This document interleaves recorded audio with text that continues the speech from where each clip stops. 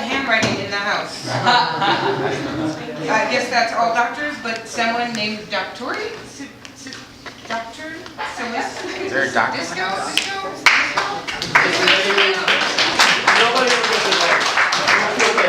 That's okay, you should work on your printing a little bit, that might help. My name is the day I was born. You should be. And I was writing before I was born. Wait, will you tell us your name? Doctori Sadisco. Doctor You guys look for me, you can find me on MySpace, because that's where I hang out. MySpace was first. He's got it all to himself, man. Nobody has MySpace anymore but rock and roll guys. I'm going to read 2 poems to you guys. Straight from MySpace and my heart to you guys. Yeah. This is called My House and My Rock, and then I'm going to read a second poem.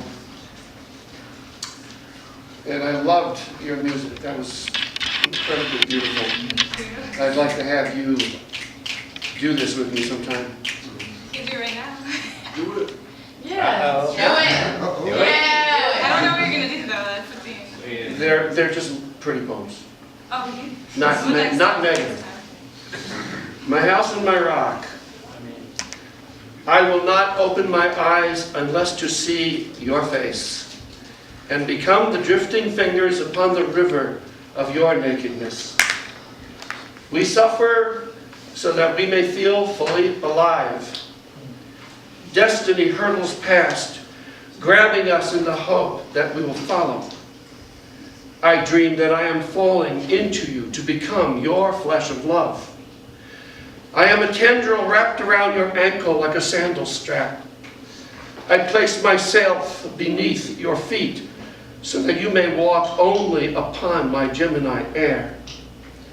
I am the flock of tiny birds who dance in the sky to delight your sweet eyes. Oh, how the tiny spring leaves dappled along the river bank are you in flower. There is no beauty but through you. Where you once rested in the morning meadow, red flowers now bloom.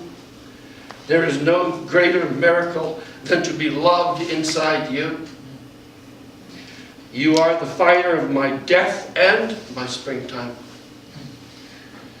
Your love is my house and my rock.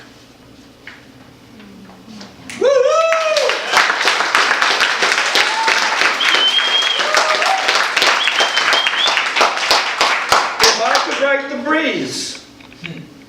If I could write the breeze on a summer afternoon, I would. If I could write the robust smell of a field where cows graze. If I could write the ozone and the lightning which proceeds from it, and the opaque, roiling green of the most foreboding storm, and the awe as it mixes with terror as the blood pounds through our hearts, and when the sudden silence as the storm lifts, moves into a sigh of relief, I would. I would write of the kindnesses of decent people who act only with regard for others.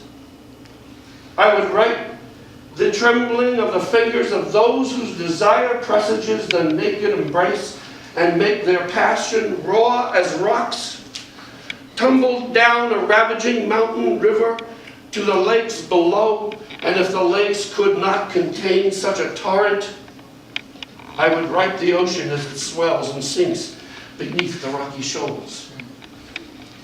If I could write the rhythms heard when the big hammers slam the pylons deep into bedrock, and the humor of men high up on girders welding the steel of future cities, if I could write the stars over them, freely scattered by the infinite, then comes the solemn chore of making universes unfathomable in our small minds so that we grow and count like kids all that we cannot even see.